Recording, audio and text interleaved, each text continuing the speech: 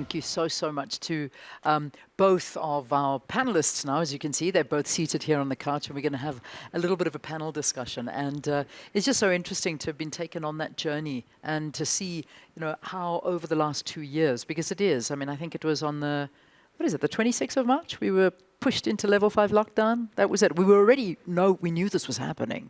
It was coming. We were told we're going into level 5. And funnily enough, I'm looking at all the photographs from people. I want to take a little bit of a trip over these last 2 years and then get to where we are, where everybody was stockpiling food and toilet paper. Remember those days? Can you believe we went through them? Yeah. Unbelievable. It really was. The thing with a pandemic is, oh, by the way, before I start the conversation, please get your questions in. If there's anything that you would like to post and pose the questions to both of our panelists, we're here. We are receiving all your questions. We've already got some. So this is your opportunity now to post them through in that chat function. So we're looking forward to hearing from you and getting you involved in the conversation as well. So, when you look at a pandemic, we're quite an interesting generation where we've lived through this. We hadn't seen one in many, many years. But, for you guys in this industry, in the healthcare industry and in the sciences, when you heard and started seeing the data coming through, how scared were you? What was it like for you that was in the know? I knew nothing and I was scared. How did you feel? Pick it up. Any one of you. Let's go. Well, I think for me, not being in the healthcare sector and not being close to the action and on the ground, it was incredibly scary. I think we, as I alluded to, had very little data and understanding of what was to come. We saw what was emerging globally.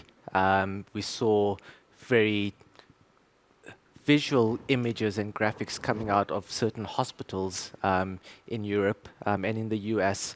And for me, I think not knowing what the future may hold certainly stirred a lot of anxiety and a lot of fear. I think that's sort of what prompted to a closer look at what the data and the trends were saying.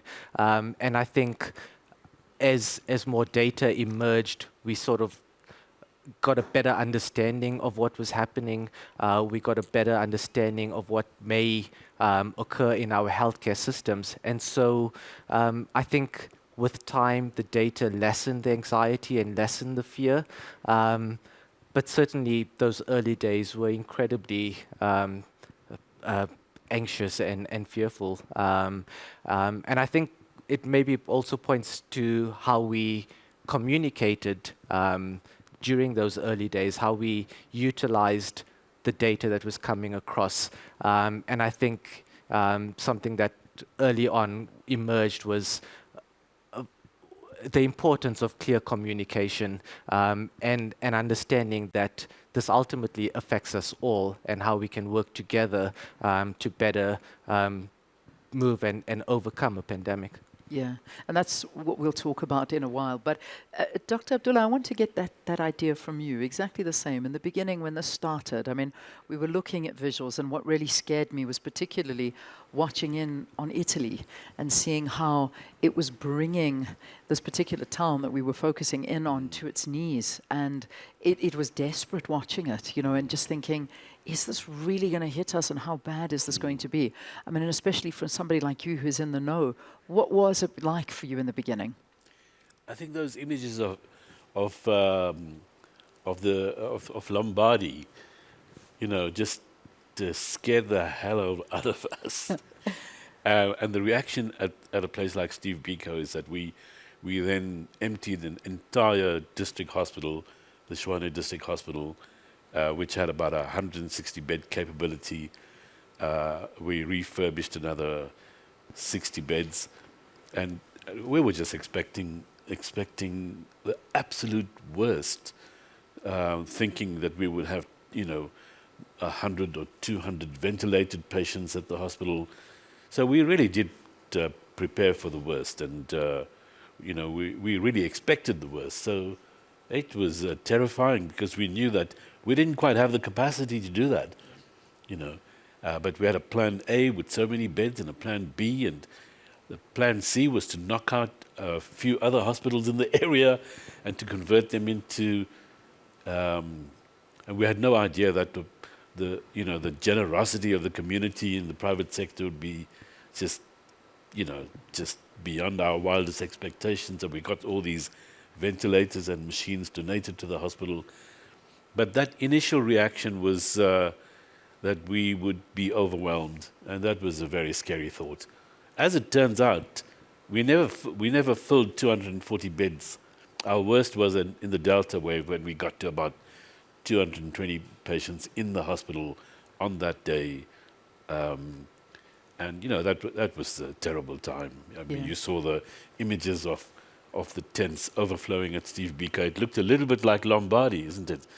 And ironically, these images of Steve Biko were shown in Italy as a kind of a reply back to the images they showed us. So very scary, Yeah. and a real wake-up call to strengthen our system, get ready for the next pandemic, because that might be even worse. Yeah, and that's something we need to constantly keep in our minds and on our radar, is that this is not going to be the last. It really isn't. I remember, just on a personal note, I remember my very best friend stays in New York, and she's opposite from I forget the name of the main hospital that's there in New York that services Manhattan. And I mean, it was one of the biggest ones where everybody used to go. And of course, New York was hit very, very badly. And at the time, I would say to her, how are things looking? Is it getting better? Is it getting worse? We still hadn't had anything here. It was still very slow. And she said to me, well, if you want to ask me how it's getting, they had, because of the overflow of the deaths and the people that were dying, they'd had almost these big freezers outside of the hospital. And she was showing me via Zoom or iMessage or whatever it was, that at the time there were about 5 long trucks of these freezers that they were keeping the bodies in, because they couldn't keep them inside the hospital.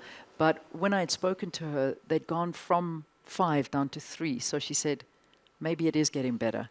And these are the realities of what we were looking at. So, sometimes we do ask that question. And I know you addressed it in your presentation there. That hard lockdown, that level 5 lockdown where we couldn't even buy open-toe shoes and we weren't even to buy a packet of crisps. I mean, it was that ridiculous. But, can we justify that hard lockdown in hindsight? Did we need to go that harsh? Look, hindsight is 2020. Absolutely. I think at the time, because of that unknown, that uncertainty, our response has erred on the side of caution. Seeing the images coming out of the Lombardy region, coming out of New York, and understanding that our healthcare system is fragile, and understanding that we have this clear inequality between the private and the public sector, I think that led to a very harsh and early lockdown to try and build up capacity and protect our healthcare systems. So at the time, I think our approach was lauded across the world. Our early proactive approach at the time was seen as being just that, proactive, so that we can build up our capacity, so that we can avoid the images that we were seeing coming out of other regions. Looking back and seeing ultimately that, look, our healthcare system fortunately wasn't overwhelmed. It was certainly stretched. I suppose we can look back and say there probably wasn't a need for such a harsh lockdown ultimately. As I alluded to, there's certainly consequences socially, economically, I think that we're still struggling with from that level 5 lockdown. But with so little data and with so little understanding and with the fear of the unknown, I think at the time it was justified. I think importantly, over time and over the 2 years, as data emerged, we never went back into a level 5 lockdown. Sure, certain restrictions have along the way have not always been scientific, but I think we've learned from that. And fortunately, our healthcare system, while stretched, has coped over time. So certainly many lessons learned, but it it was important to be able to gain that understanding over time, to be able to make the further decisions over the past 2 years.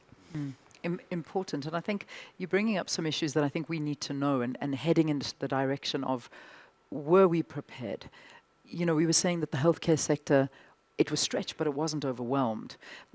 I want to get a better understanding of that, because a lot of the time people were saying this, we're completely overwhelmed, and that it is dramatic. Maybe not in the private hospitals, but certainly within the public hospitals. There were times when, you know, we'd see some images coming out of the hospitals, and it was very worrying to see how overwhelmed and how the healthcare was just not being given purely because they couldn't cope with it.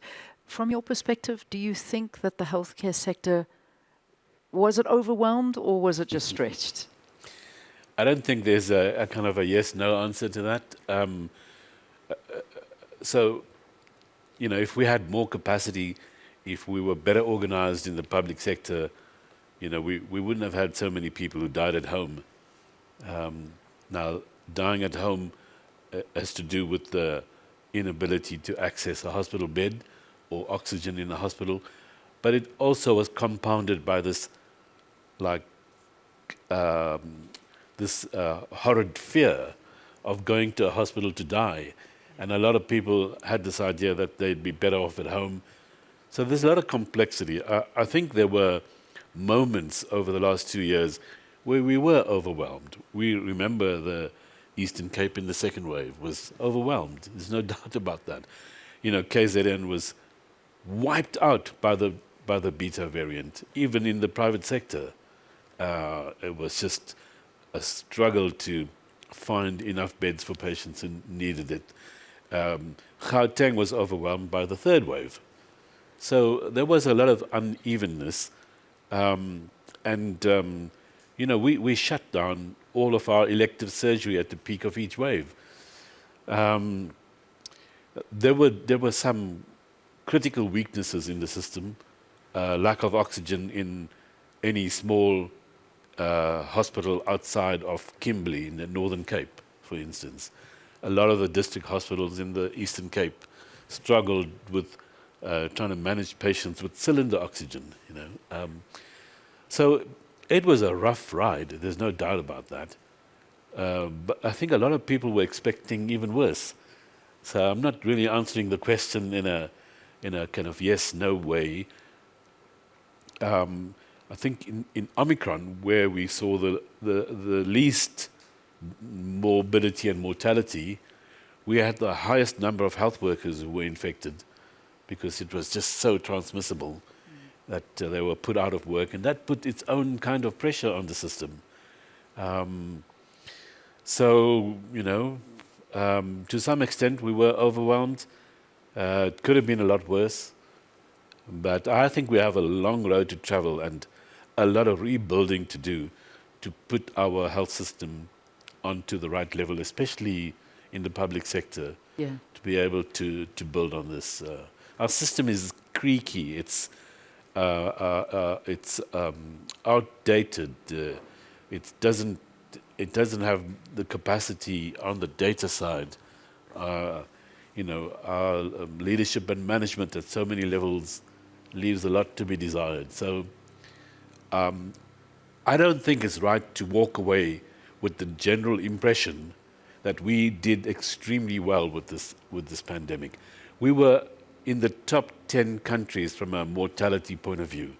You know, a lot of South Africans died compared to, now it was like India, where per population they had twice the number of deaths that we had, but we were certainly in the top 10 countries in the world for South Africans per population dying in this pandemic. Yeah, and that's something we need to keep in the back of our minds. And this is really what these discussions are all about, because yes, we certainly can laud the health sector for doing what it did, but it certainly, there were times where, and we see that death rate was very, very high, and we saw a lot of people not even being able to access healthcare, not even being able to get to a hospital because the nearest hospital was kilometers away, not to mention clinics that were closed, not to mention the fact that we can't even get people tested because to get out to remote lying rural areas, this is where things start going horribly, horribly wrong. It's bad enough in the cities and in the urban areas, but in the outlying areas,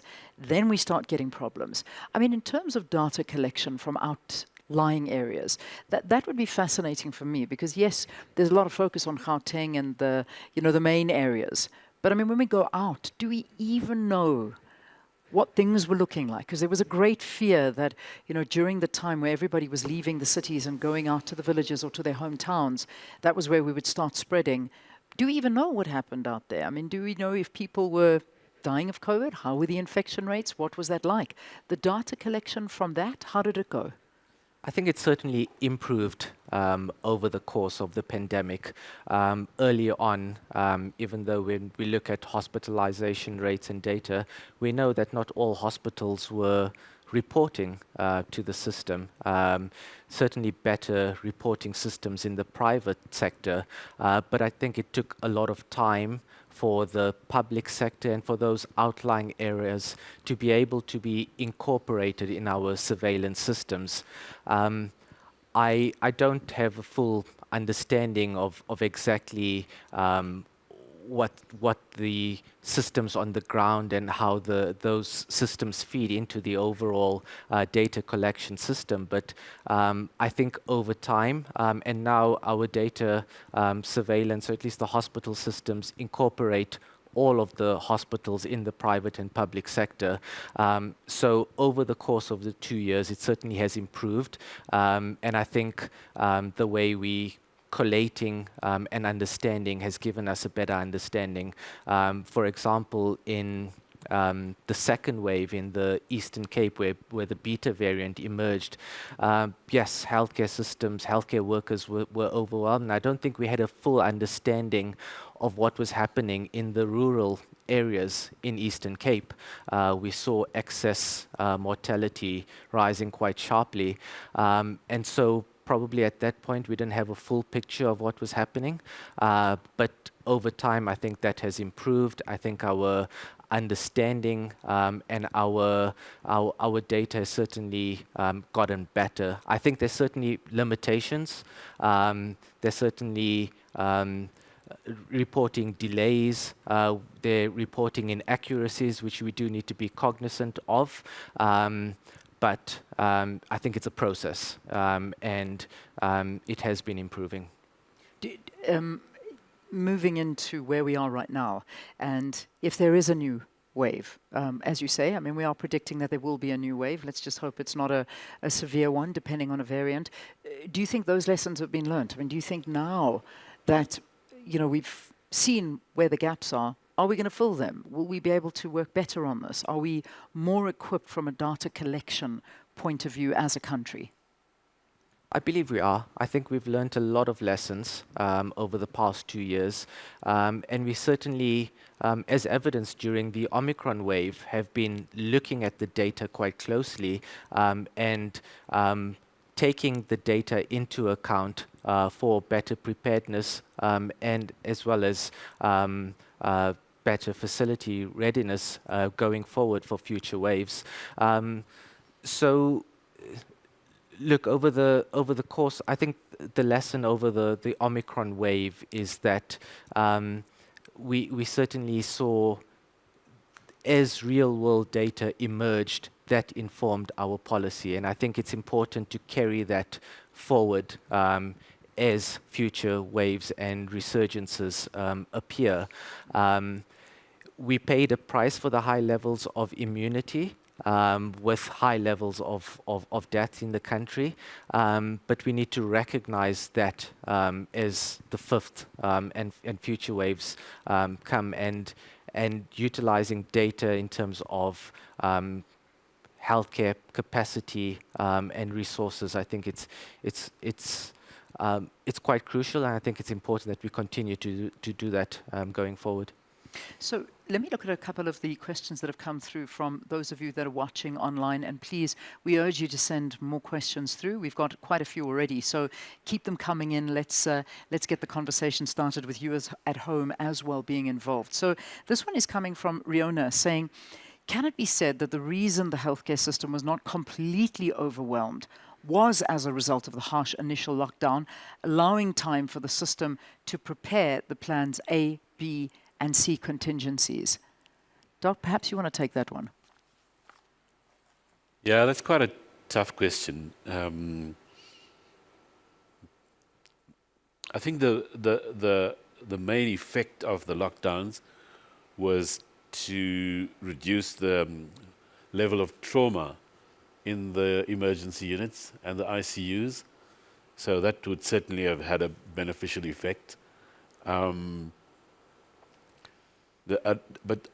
you know, I don't think that was the most important thing to change at that time.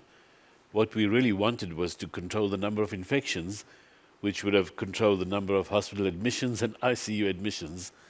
And I don't think that the lockdowns were able to really change the transmissibility, the patterns of transmission, the burden of infections.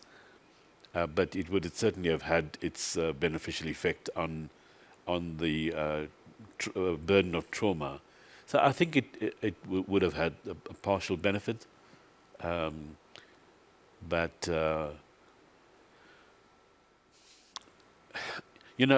it's one thing to reduce the number of admissions from motor vehicle accidents or from violence.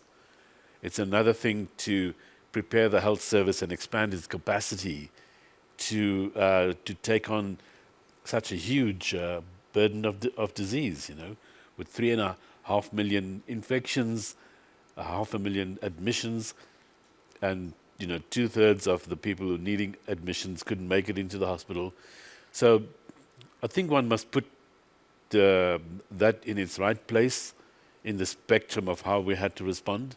Yeah. And so the lockdowns would certainly have freed up a little bit of room in the ICUs and in the emergency units. But I think we needed to pay a little more attention to getting more bed capacity, more oxygen capacity, and as you said, with hindsight, you can always kind of draw these conclusions. So I think it had a partial benefit. A partial benefit in buying time, which is great to, as you say, buying time to get the beds freed from all of that stuff. However, the worry is the actual equipment, the skills, the training, the problems that were associated there. And that's something that we need to look at, because, this was where the worry comes in, is that, do we have enough capacity in the hospitals, the nurse capacity?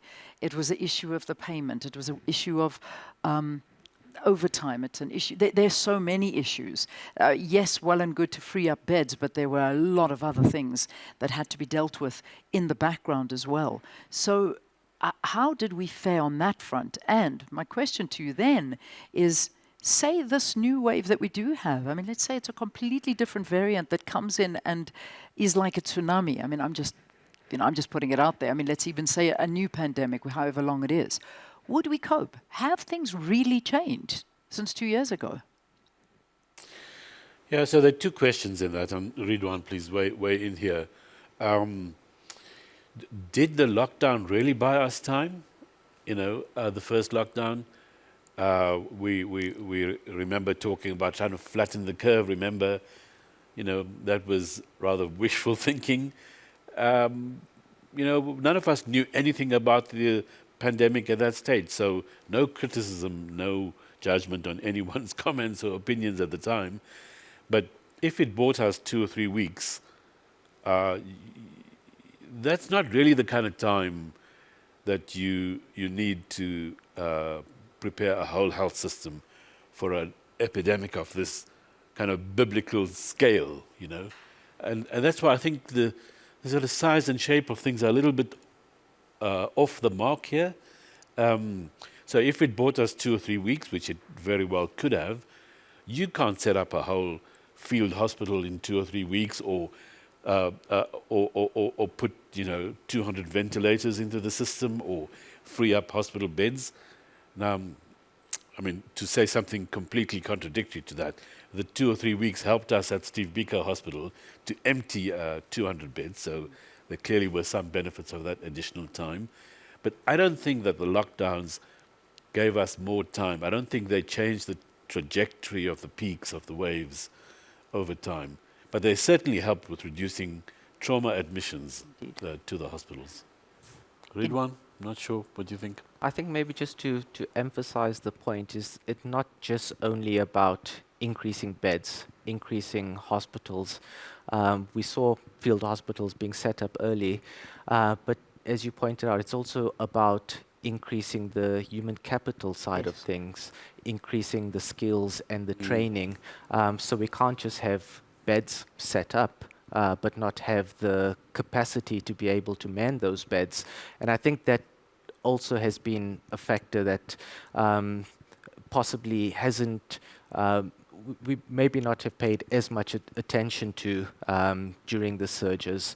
When I earlier alluded to hospitals not being overwhelmed in terms of the data, referring to maybe beds not being fully utilized in terms of field hospitals, certainly our healthcare workers were overwhelmed. Yeah. Our healthcare workers were completely stretched, working overtime, working many more shifts and hours than before. So I think we owe a great deal of gratitude to our healthcare workers to be able to get us through those surges and those waves.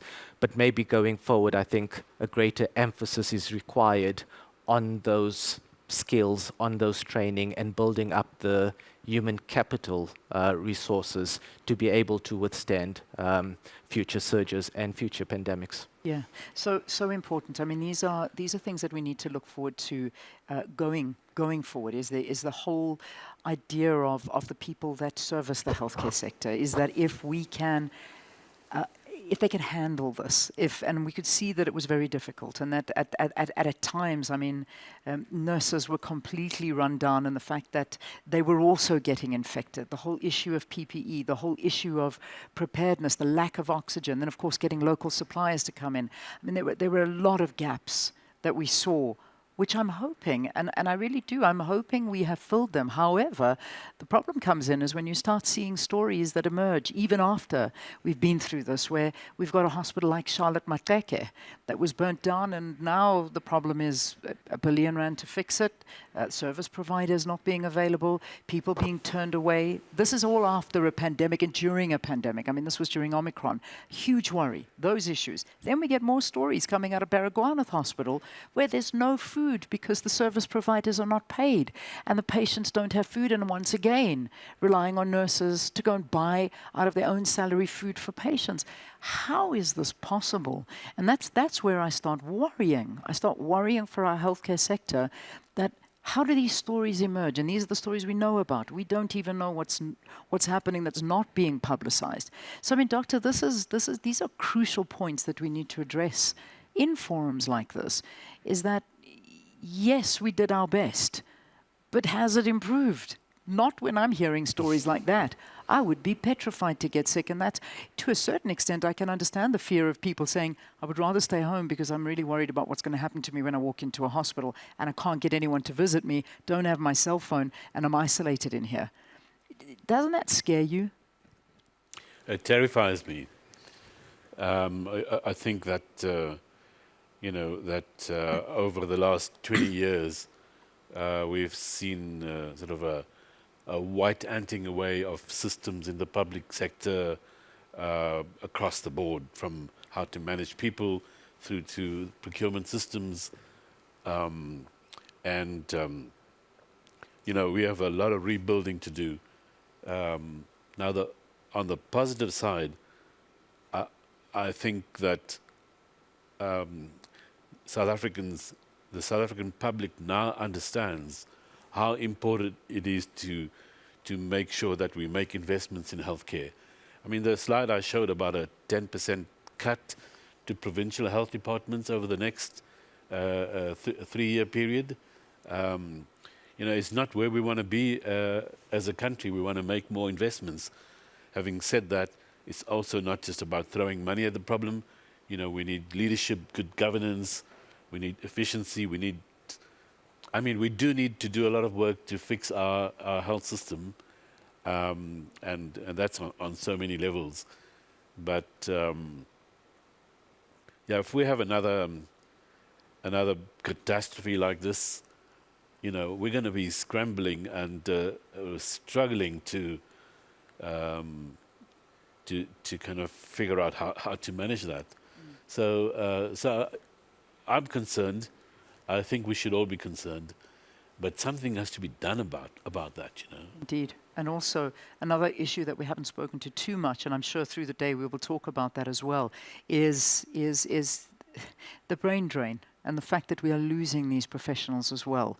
They may have been there, but we're losing them. There's a big influx of people, unfortunately, and professionals, doctors, leaving the country, and that is something we need to worry about.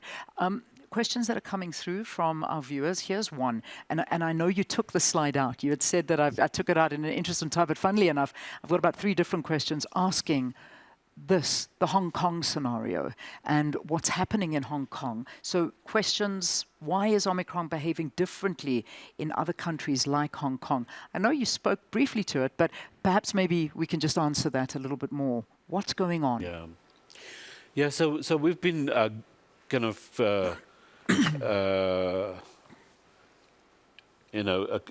trying to figure this out from the time we first published the data from Steve Biko to show that Omicron had less severity. And the question was Omicron, the variant Omicron, somehow intrinsically causing less severe disease?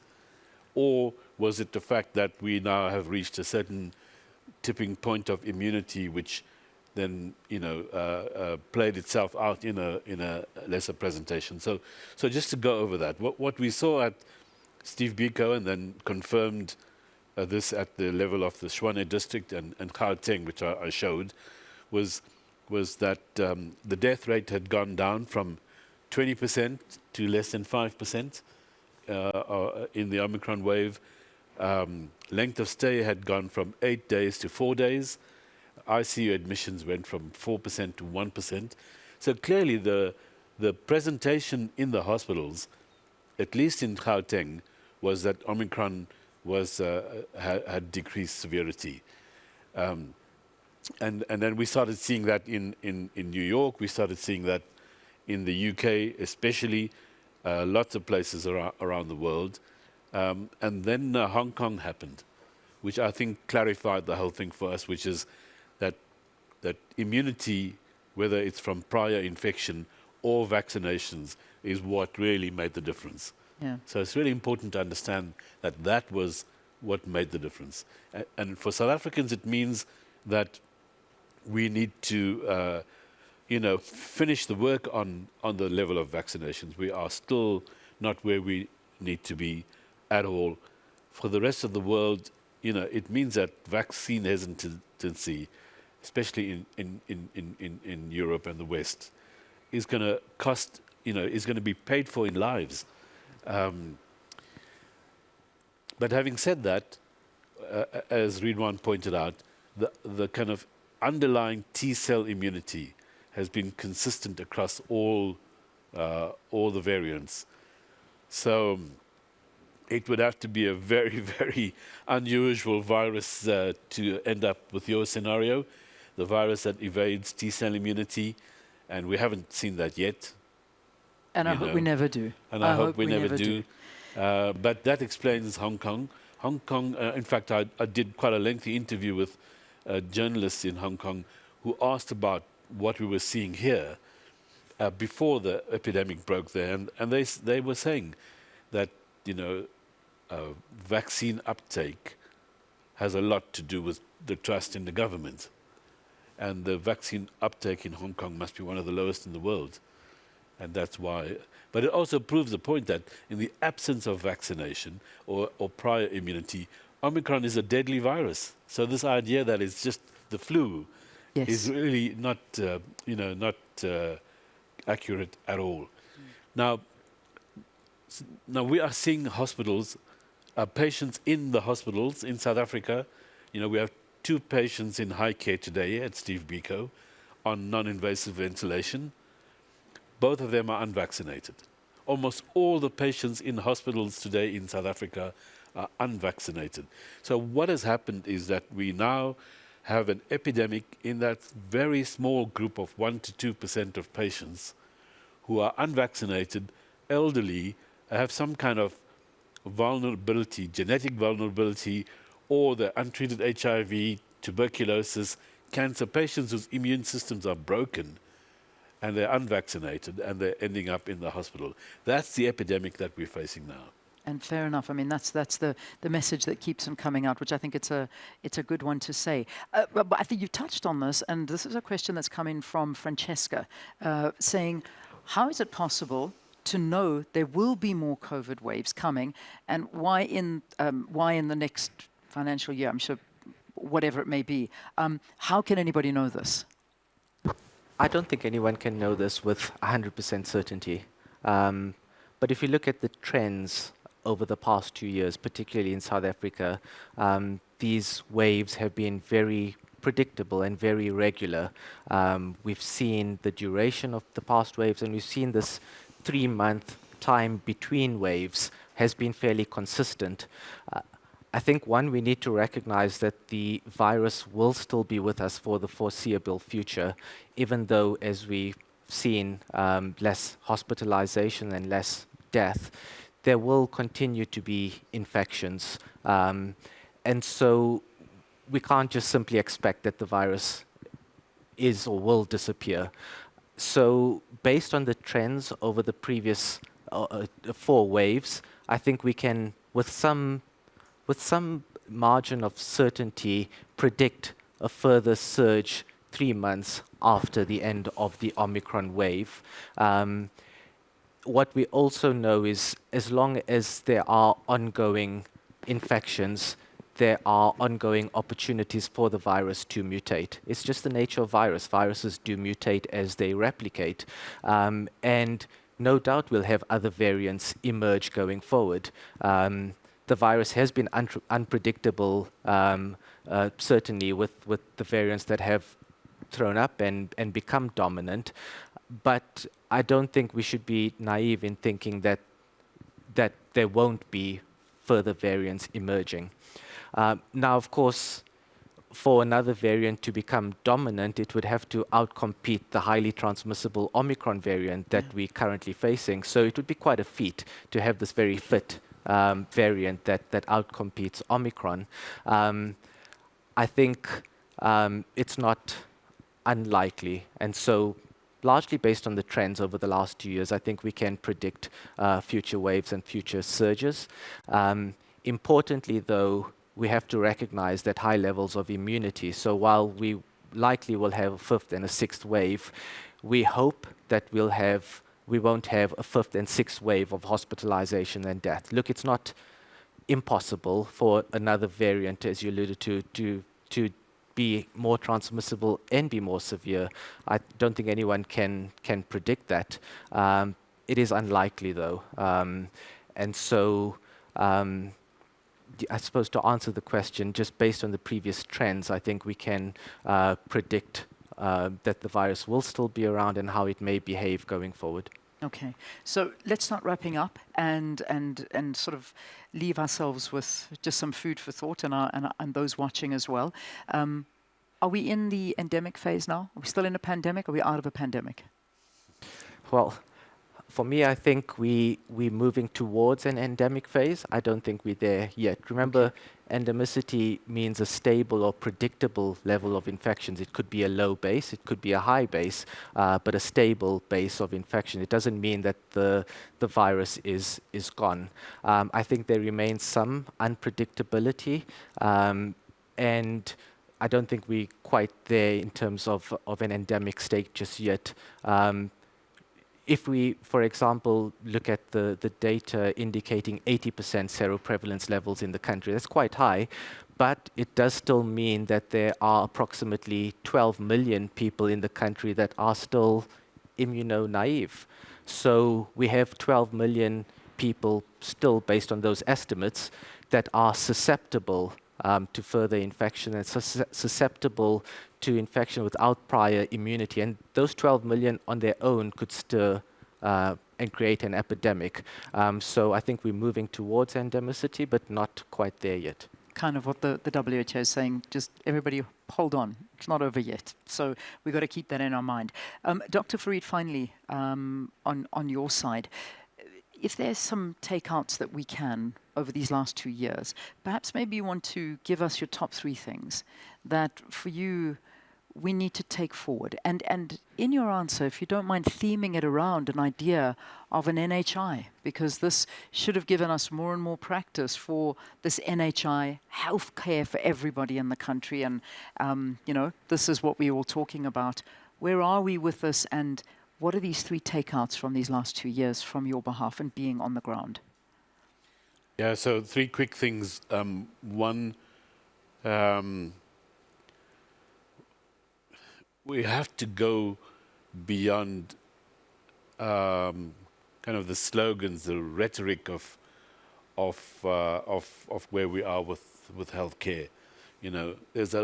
This business there's a lot of complexity in healthcare, and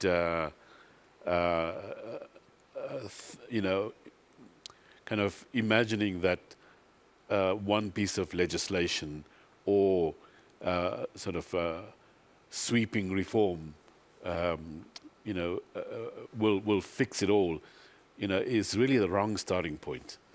The starting point is that there's a lot of complexity, there's a lot of work to do here on so many levels to fix the problem that we face, and we can't do it as a public sector and the private sector separately. So that's the first thing. The second thing I want to say is that we all complain, especially those of us in the health sector, about underfunding, but there's a lot we can do with the money that we have invested in healthcare.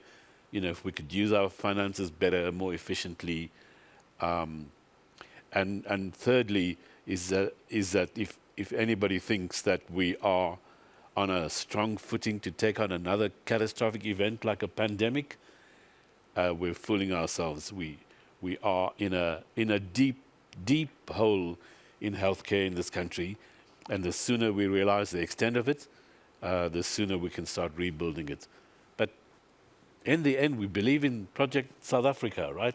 Yeah. Our whole lives are about that. Yeah. So we don't just want to entertain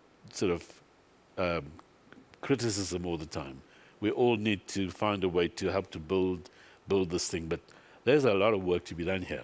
Yeah. Thank you. There certainly is. Thank you very much, Dr. Farid. Thank you. Closing thoughts from you, and also just perhaps those, whether they top 3 or top 2 takeouts from the last 2 years, perhaps you can leave us with those. Sure, I think there's certainly lessons that we've learned, but many positives. I think over the past 2 years, the integration of private and public sector, I think, is something that we can't take lightly. Something like the EVDS, electronic vaccination data system, which incorporates private and public sector data into one system, I think is something that should be lauded and something so important going forward. Secondly, maybe our use of data in guiding and informing policy is something to appreciate and take forward. Prior to the COVID-19 pandemic, we had very little, if any, public health data, and government, if even took any of that into account. But over the course of the pandemic, I think the way we've utilized data more to drive policy, I think, is something quite important and something we should continue doing going forward. And then maybe lastly is the spotlight on healthcare. I think COVID-19 has place the spotlight on healthcare, and I think the public being more aware of our health and our wellness, I think is important, and something we should continuously focus on moving forward. Amazing, gentlemen. You've been wonderful. Thank you so much for talking to us. Thank you for your insights, and thanks so much for all the work that you have done over these last 2 years, and I know will not stop doing, and just continue to do it. Thank you very, very much. And I mean, like I said to you earlier, your tweets were a saving grace, I think, for a lot of people, just to get to the bottom and understand and interpret I'm just making up words, interpret all of the data that we were being just drowning with. So thank you. And for you, thank you for being on the ground and working so tirelessly in this profession. It's a calling to be in this profession, it really is, and we thank all of you for being a part of it in some way. But as you've heard from our panelists, there are so many lessons that have been taken out of these last 2 years of COVID-19 and living through a pandemic. And the problem is, are we acting fast enough? Are these partnerships that we're hoping to achieve between private and the public sector, are they fast enough? Are they working? We have a long way to go, and a country's medical sector to work on and save.